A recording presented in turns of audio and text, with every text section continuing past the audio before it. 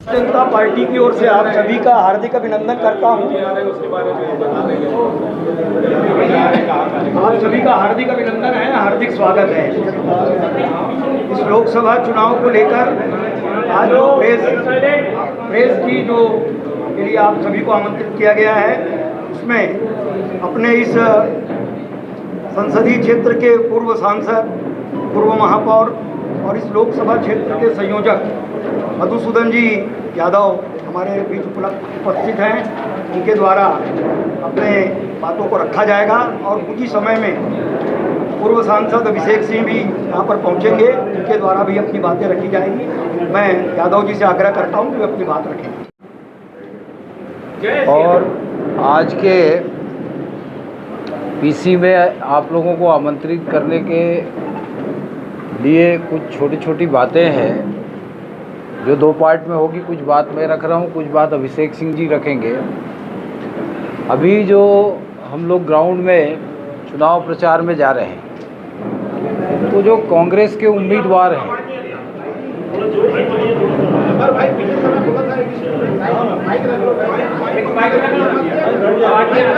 अरे कुर्सी खींचने का काम बंद हो जाए, आवाज़ सब तक जाएगी।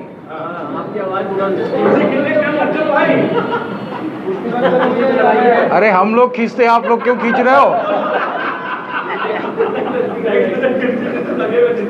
ये जब खींचते तो आवाज नहीं आती कुर्सी में, है ना? अब खींचते तो आवाज आती।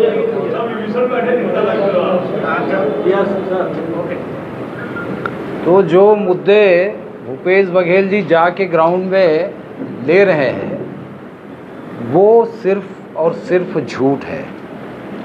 पहले वो गांव में जाके कहते हैं कि आपको राशन जो मिल रहा है वो चावल अब नहीं मिलेगा, केवल 5 किलो मिलेगा जो मोदी जी दे रहे हैं। जबकि शासन ने ये स्पष्ट कर दिया है कि उनके राशन कार्ड में जो पात्रता है, जितना चावल मिलता है, जिसको 30 किलो मिलता है, जिसको 35 किलो मिलता है, जिसको 40 किलो मिलता है, जिसको 50 किलो, उसके अतिरिक्त आने वाले 5 वर्षों तक के मोदी जी की घोषणा के अनुसार 5 किलो अनाज फ्री में अतिरिक्त मिलेगा।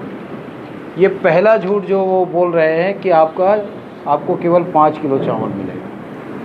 दूसरा झूठ वो लगातार ये बोल रहे हैं कि महतारी वंदन योजना का पैसा आपको चुनाव के बाद नहीं मिलेगा। तो आप लोगों के माध्यम से मैं भूपेश बघेल जी को बता देना चाहता हूँ, ये आपकी सरकार नहीं है। आपने लोगों को झूठ बोल करके वोट लिया। मेरे पास कांग्रेस का घोषणा पत्र है, उनका पिछले 18 का पेज नंबर 19 में आप पॉइंट 2 पढ़ लेंगे तो उसमें स्पष्ट लिखा हुआ है कि महतारी सम्मान योजना के तहत सभी माताओं को 500 रुपये प्रति माह दिया जाएगा। ये उनका पिछले 18 के घोषणा पत्र का पेज नंबर 19 है, उसमें ये बात स्पष्ट लिखी हुई है।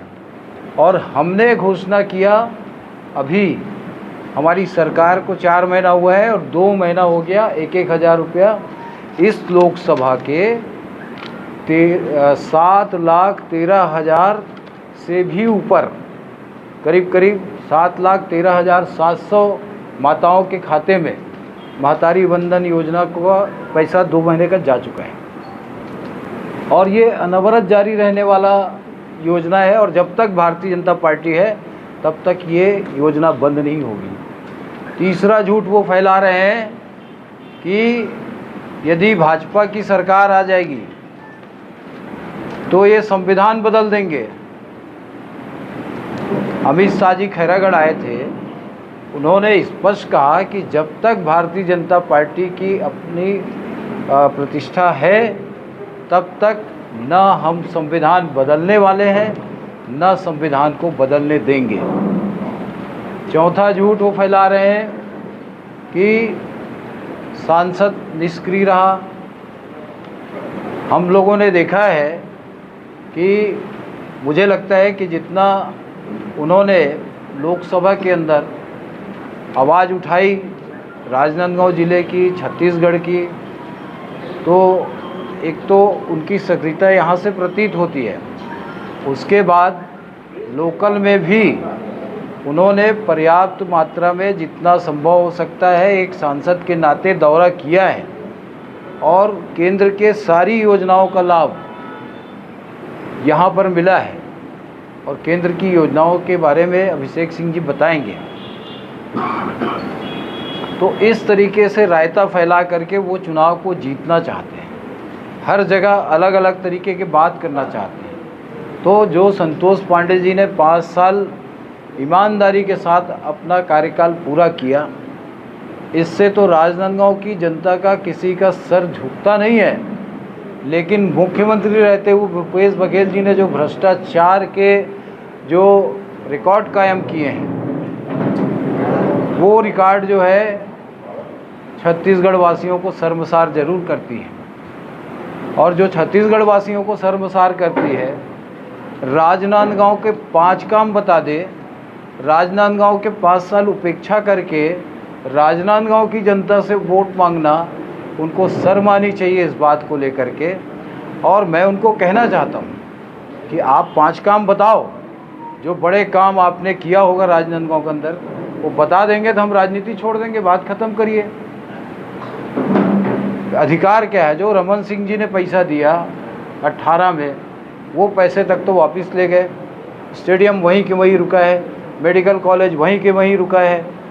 तो भूपेश बघेल जी ने और कांग्रेस ने पिछले 5 वर्ष राजनांदगांव की उपेक्षा की है। कांग्रेस को कोई अधिकार नहीं है कि वो यहाँ कांग्रेस पार्टी के लिए वोट मांगे, वो भी तब जब उनका उम्मीदवार भूपेश बघेल हो। यदि भूपेश बघेल नहीं होते तो कोई और होता, एक अलग बात थी। जिस आदमी ने छत्तीसगढ़ को बदनाम किया, जिस आदमी ने राजनांदगांव की उपेक्षा की, झूठ फैला करके वोट मांग रहे हैं, इस प्रकार के कृत्य वो कर रहे हैं लगातार। मैं आप लोगों के माध्यम से यही कहना चाहूँगा कि अब जब हम चुनाव के चरम स्थिति में हैं और उनको लगने लगा है कि वो चुनाव हार रहे हैं, ऐसे समय में वो गांव-गांव जा कर के जहाँ भी वो जाते हैं, जितना भी समय उनका बनता है, वहाँ पर सिर्फ और सिर्फ झूठ बोल करके आ रहे हैं। अपने काम गिना करके वोट नहीं मांग रहे हैं। यदि वो अपने काम गिना करके वोट मांगे तो बहुत अच्छी बात है। 5 साल के मुख्यमंत्री हैं, उस समय भी उनके 5 एमएलए थे, तो उनको अपना विकास बताना चाहिए, अपनी उपलब्धि बताना चाहिए।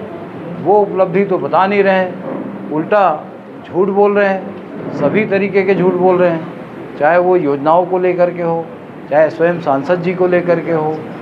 तो मेरा आप लोगों के माध्यम से यही निवेदन होगा, अभी सेकंड पार्ट बाकी है, तो मेरा विषय इतना ही था। और बहुत कोई 1-2 प्रश्न हो तो आप लोग बोल सकते। 2-3 मिनट में आ जाएंगे।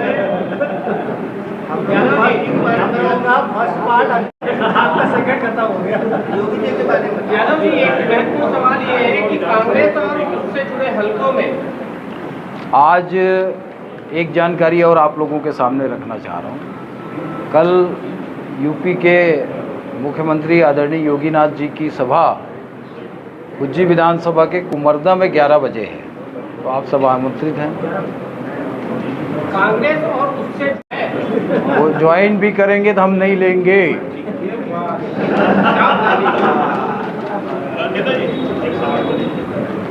आप 5 साल सांसद रहे, आपका दौरा रहा, लोगों के बीच में आपकी पकड़ रही, लोगों से आपका जुड़ाव रहा। जब आप प्रचार में जाते हैं या हम लोग भी कहीं जा रहे हैं कवरेज के लिए, तो ये बोला जाता है कि संतोष पांडे जी जो है हमारे गांव में है। तो ऐसे नजरिए में आप उनको कैसे संतुष्ट करते हैं? नहीं, सब संतुष्ट हो रहे, ये विषय आता है, मैं मानता हूँ इस बात को।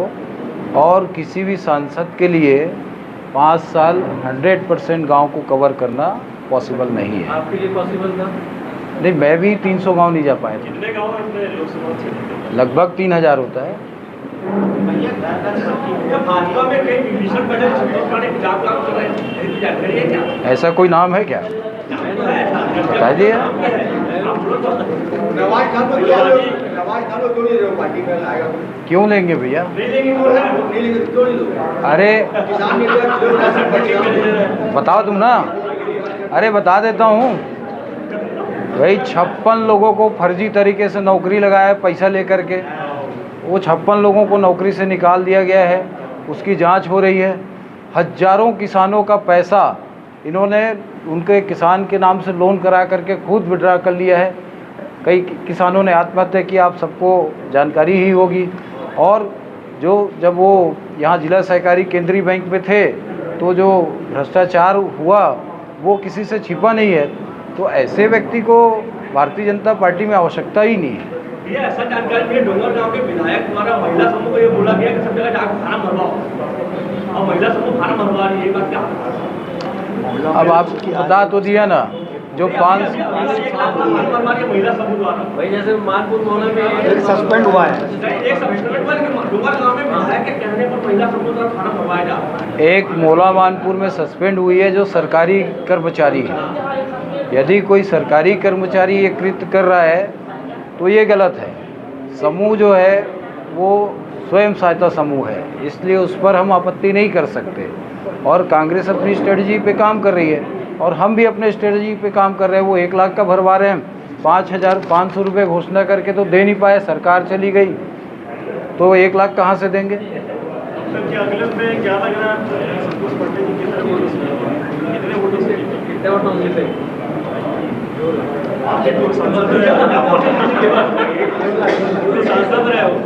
दो लाख से नीचे नहीं होगा, 2 लाख प्लस जितना हो जाए। 2 लाख से ऊपर हो जाएगा। रिकॉर्ड तोड़ेंगे भैया।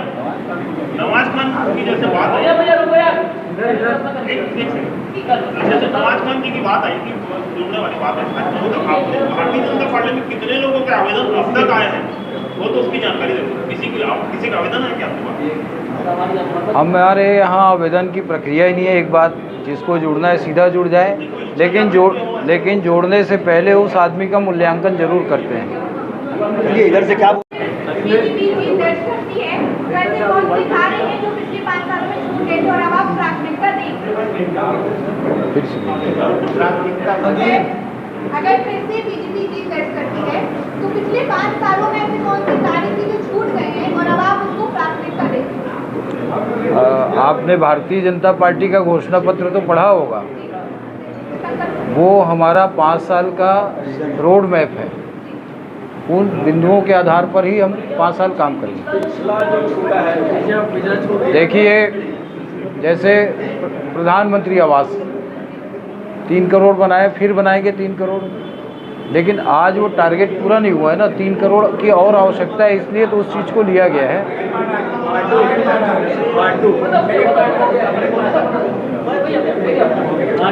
वही है, जो लक्ष्य पूरा नहीं हुआ है